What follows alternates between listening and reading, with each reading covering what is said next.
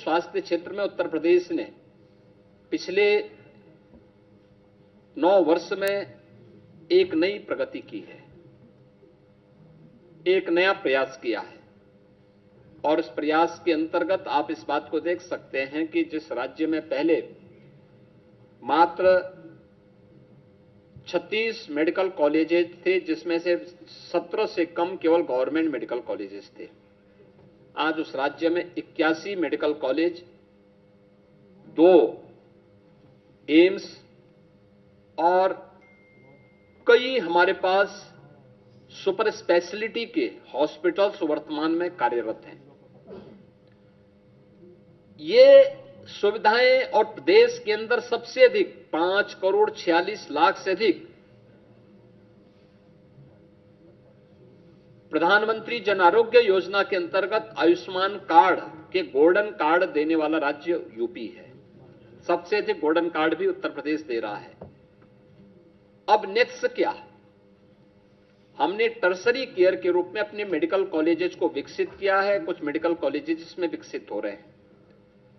हर जिले के अंदर डायलिसिस की सुविधा निःशुल्क में उपलब्ध करवाने की कार्रवाई के साथ ही वहां पे रेडियोलॉजी की व्यवस्था, खासतौर पर एमआरआई, सीटी, कलर डॉपलर, डिजिटल एक्सरे, इन सब की व्यवस्था का प्रावधान जनपद स्तर पर करने की तैयारी के साथ ही नेक्स्ट स्तर पर इस बजट में देश का यह पहला सेंटर होगा जिसको हम SCPGI में करने जा रहे हैं। टर्सरी के बाद क्वार्टरली हेल्थ केयर सेंटर की स्थापना का एक बड़ा कार्य है, जिसके लिए हम लोगों ने पहले चरण में 250 करोड़ रुपए का प्रावधान इस बजट में किया है। और यह एक बड़ी घोषणा है यूपी की दृष्टि से, खासतौर पर जिसमें ऑर्गन ट्रांसप्लांट की दृष्टि से किसी भी प्रकार के उस अभियान को आगे बढ़ाने के लिए यह बहुत बड़ा सेंटर SCPGI इस कार्यक्रम को लेकर के आगे बढ़ाएगा। इसके साथ ही प्रदेश ने उन जनपदों में, जिन जनपदों में हमारे डिस्ट्रिक्ट हॉस्पिटल को हम लोगों ने मेडिकल कॉलेजेस के साथ संबद्ध किया है, वहां पे डिस्ट्रिक्ट हॉस्पिटल के कार्यक्रम को बनाने की एक प्रक्रिया तेजी के साथ आगे बढ़ सके, ये इसके लिए धनराशि की व्यवस्था की है। राष्ट्रीय वन हेल्थ मिशन के अंतर्गत राज्य वन हेल्थ मिशन के लिए भी धनराशि की व्यवस्था इसमें की है। और जो हमारे मेडिकल कॉलेजेज हैं, उन मेडिकल कॉलेजेज में छात्रावास का निर्माण हो सके, इसके लिए भी हम लोगों ने अतिरिक्त धनराशि की व्यवस्था की है। इसके अलावा प्रदेश के अंदर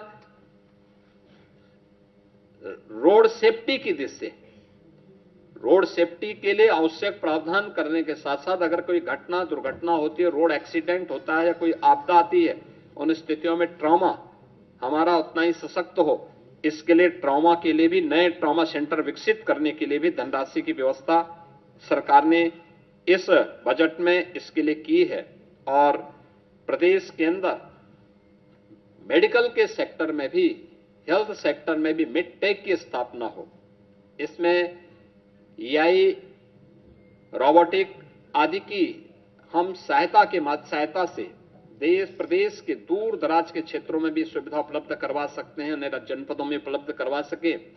इसके लिए वर्तमान में हमारे 2 सेंटर ऑफ एक्सीलेंस, एक SCPGI लखनऊ में और दूसरा IIT कानपुर के साथ मिलकर के राज्य सरकार इसके लिए धनराशि की व्यवस्था की है और इसमें कार्य हमारा चल रहा है। हमने इसमें धनराशि की व्यवस्था भी की है।